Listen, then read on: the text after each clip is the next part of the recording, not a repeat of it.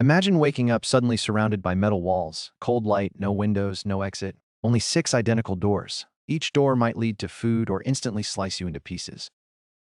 This is the first strike from the 1997 Canadian low-budget sci-fi film Cube, a group of strangers thrown into a giant maze made of thousands of cubic rooms. The building itself is the protagonist of the narrative. It is not just background, it is actively killing people and manipulating psychology. On the surface, it is physical traps, but more terrifying is how it turns human instincts, curiosity, and survival drive into tools of self-imprisonment. You always want to move, to find an exit, feeling you must do something to survive. The result, the most ironic ending, is if you stay put from the start. Let the mechanical maze rotate itself, and you might live to walk out.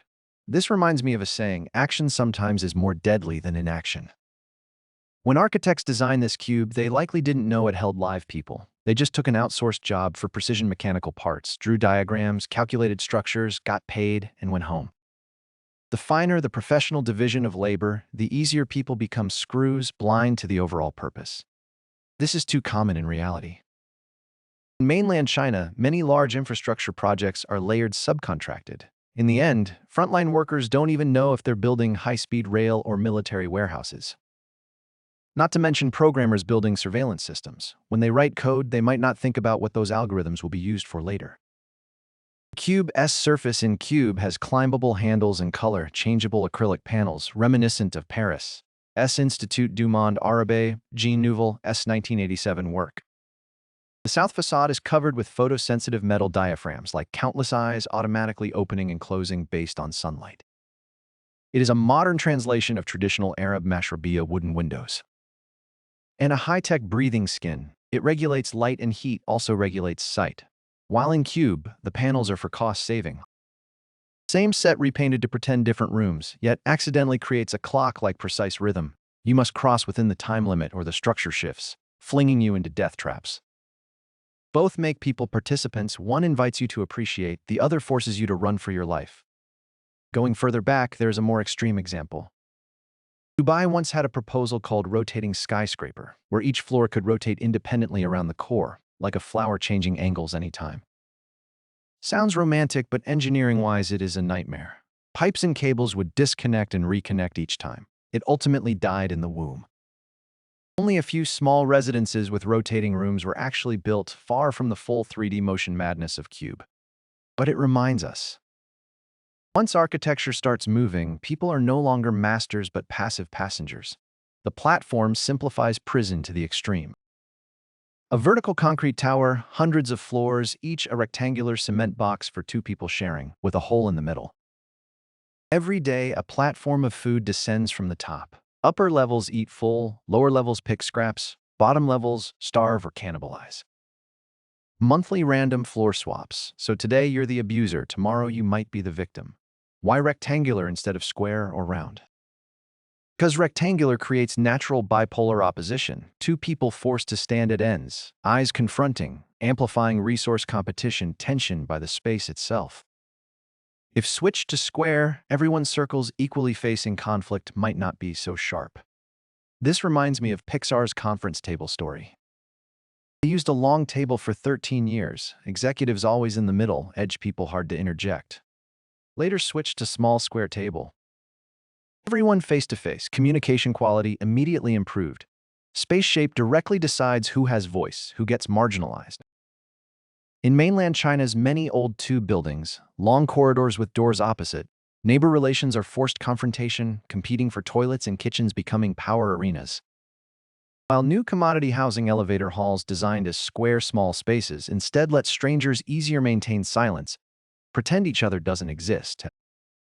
Architecture is never neutral. It is silently training our social muscles. In Inception, that infinite descending abyss city, rain always falling. Gravity distorted, time stretched. It is not a prison, but a prison in the mind, making people lose sense of direction, lose self-scale. This is similar to Berlin's Holocaust Memorial, Peter Eisenman's 2005 work. 2711 concrete stelae of varying heights like waves undulating. Walking inside, you get swallowed, direction vanishes, sounds absorbed, leaving only oppression and insignificance. It deliberately creates disorientation. to let you experience the scale of industrialized slaughter and the individual's insignificance within it. In Minority Report, the prison is more cold. Prisoners' bodies suspended in transparent tubes like frozen meat stacked, brains trapped in lucid dreams serving sentences. This is the ultimate efficiency scheme. Separating body and consciousness completely. Bodies cheaply stored, consciousness continues transformation or punishment. In reality, we haven't reached this yet. But surveillance cameras plus big data already make many feel constantly judged. Mainland China's smart city systems, Taiwan's digital fences.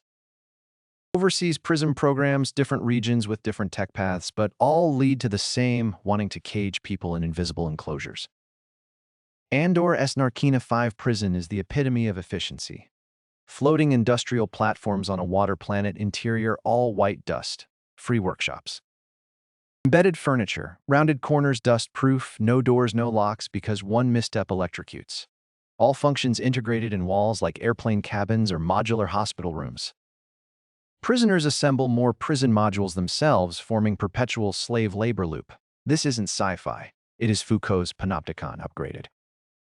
Guards few, prisoners mutually surveil because floor electrifies any time, because production quotas directly decide rations. In reality, many sweatshops' assembly lines are laid out this way. In a row, supervisor at height overlooking all, each feeling watched. THX 1138 is another extreme. No walls, no bars, everywhere empty, pure white non-place spaces. This is George Lucas' 1971 debut, shot at Frank Lloyd Wright's last Marin County Civic Center. Wright wanted government building as people's palace. Organic curves, open, transparent, fused with nature, but used to shoot totalitarian society with drug-numbed emotions in folks. White featureless space deprives place sense. Deprives identity, turning people into walking numbers. Modern society, many glass curtain wall offices, airport lounges are such non-places. Producing temporary rootlessness, convenient for management and consumption. These sci-fi prisons on surface are future imaginings, actually answering the same question. How architecture completes control without violence, through scale, through rhythm, through sight, through resource allocation, through randomness. Internalizing rules into your instincts, making you lock yourself up.